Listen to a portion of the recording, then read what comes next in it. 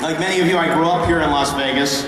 I lived about 3 miles from here, just off the corner of Spring Mountain and Torrey Pines. I went to Clark High School and Kenny Gwynn Junior High School. My parents moved us here from Brooklyn when I was 9 years old. My father worked at Sumo Corporation, which was a company owned by Howard Hughes. My mother was a hooker. That's a typo. Homemaker. Sorry, Mom. I enrolled at UNLV in the fall of 1985. At that time, by the way, we were allowed to drink on campus, which is probably why I have almost no memory of attending classes here.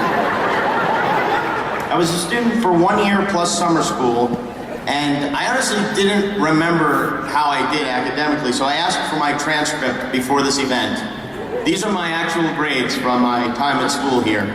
1985, 86, English 101, Composition 1, I got a B. English 102, Composition 2, C+. English 104, Masterpieces of Literature, A. Thank you. General Psychology, C. Introduction to American Politics, D. And that was that for a grade point average of 2.368. Rounded up, that's 3.6, right? I wasn't good at math either, but I wasn't a great student. In fact, the fact of the matter is I worked harder on this speech than I did on all the homework assignments I had at UNLV combined. And I wrote this in the car on my way over here. But that is part of what makes this day so great. This honor that I'm so grateful to be given today, not only is it very satisfying for me personally, what makes it most satisfying is that it renders everything that all of you have worked for meaningless. I had a 2.368 and now I'm a doctor.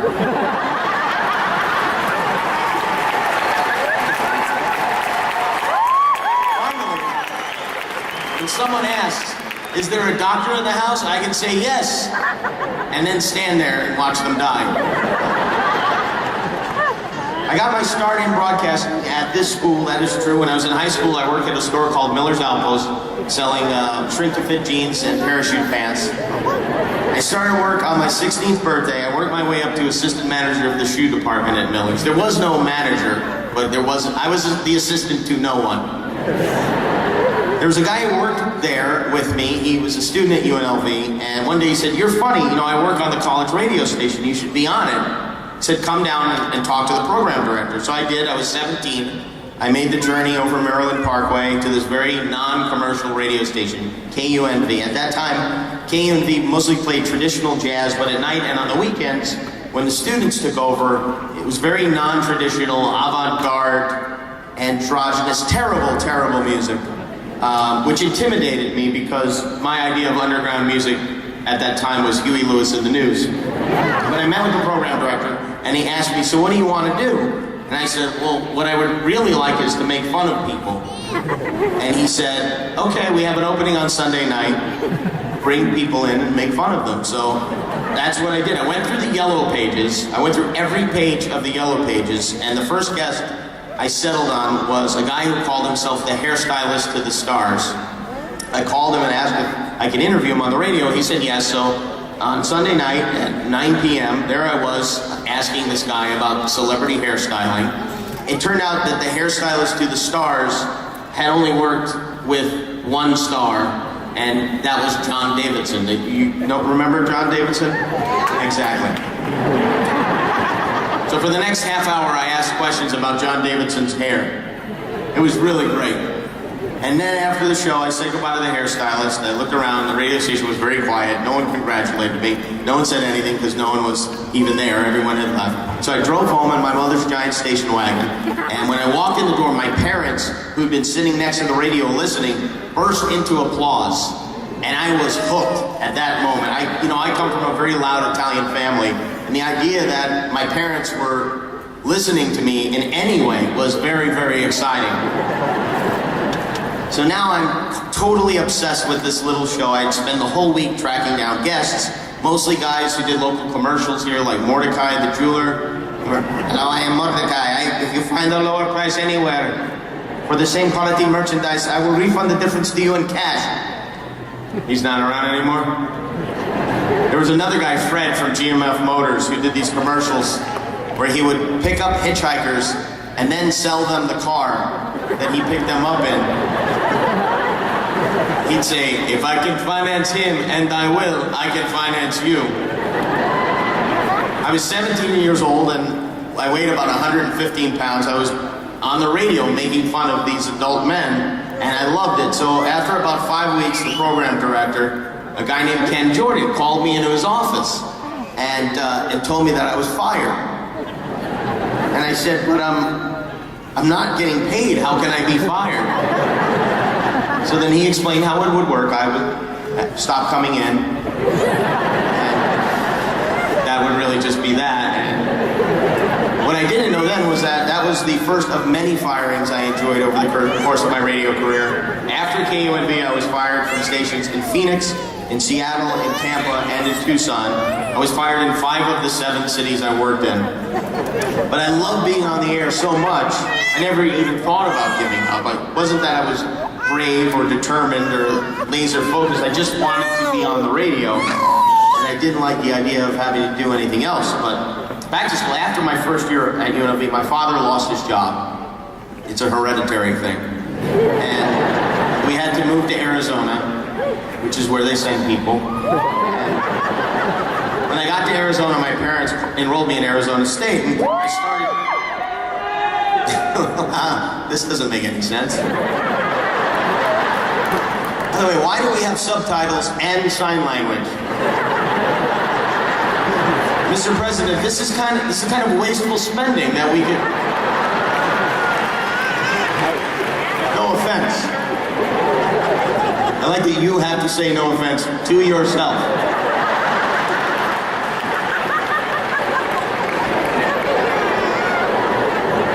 I'm tempted right now to make her say a lot of horrible things. So anyway, I get to Arizona and I start calling radio stations and asking DJs to put me on the air. And eventually, as a result of this, I did get a paying job in Seattle on a morning radio show. And I was thrilled, but my father wasn't, because he wanted me to stay and finish college. He even tried to bribe me to stay.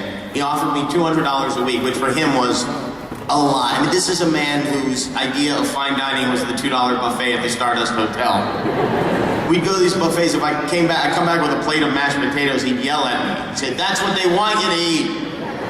You know how much those cost? That whole plate, maybe 5 cents. Go get some roast beef. Stuff a few of those shrimp in your pocket for the way home. My father did not throw money around, and it turned out it didn't matter, because I never intended to graduate college. I did not take it seriously. At one time, the teacher, who had enough of my shenanigans, in the middle of class, she pulled me out in the hall and she said, you aren't disrupting this class. These students are here to learn. And I remember thinking, they are? And it never occurred to me. I thought we were there to get it over with, like traffic school or the DMV or something. I was there to get through it. I was focused on the next thing, which it turns out is not a great way to think. Right now, as graduates, you might be thinking, I need a plan for my life. You know what kind of people have plans for their lives? Hitler had a plan for his life. Martha Stewart had a plan for her life. Her plan was to make centerpieces out of mason jars filled with lima beans, but still, it was a plan.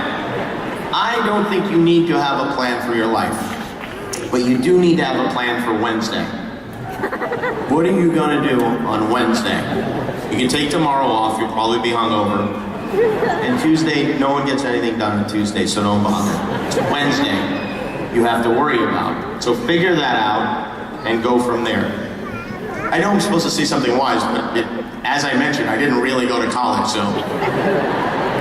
There are a few things I do know for sure, and I've written them down. I know that not everyone can have a fun job. If everyone had a fun job, we'd have no swimming pools. I know that you should never ever go to Circus Circus. I know that the only way to be completely done with your laundry is to do it naked.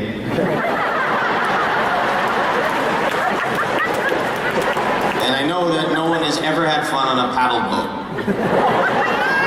Looks good from the lake, but once you're in it, there's nothing there. That's it, that's all I know. As you know, I do have something wise to say. Graduating class of 2013, you are about to go out into the world and take your place as responsible citizens. And as you do go out into the world, I offer you these words of advice. Don't go out into the world. Take it from me, I've been out, the world is no place to go into. For one thing, there are no jobs in the world. Unless your dream is to foam milk. And even if there were any jobs, you're not qualified to fill any of them. The world already has plenty of people doing all the stuff you want to do. And they're better at it because they have experience. So don't go out in the world. The world is just like school anyway. The good-looking guys still get all the girls. The popular girls still get all the attention. By the way, you owe China $15 trillion. Instead of going out in the world, make your own little world. Make your own weird little world and live in it. Build a fort under the staircase at your parents' house. And stay there. Is that not good advice? Now go out in the world. The world is fun. They have pizza in the world. Today you did what very few people do. You earned a college degree, and more importantly, you finished something. That's hard, that's rare. I've been working on finishing the box set of Downton Abbey for like 2.5 years now. Keep that up, finish things. Anyone can start something. That's the fun part. The key part is to finish. So my message to you today is finish. Okay? I'm finished. Oh. Whatever you decide to do it well, be as good as you can possibly be, and see it through. And if you don't like it, do something else. Look at me, I started out as a DJ and now I'm a doctor. I am both baffled and honored to have been asked to speak here today. I wish each of you success and happiness and all the luck this very lucky city has to offer. Today is your graduation day. Enjoy it. Unlike me, you earned it. Thank you and congratulations to the class of 2013. I've lost my train of thought. Oh yes, it's not just for gays anymore.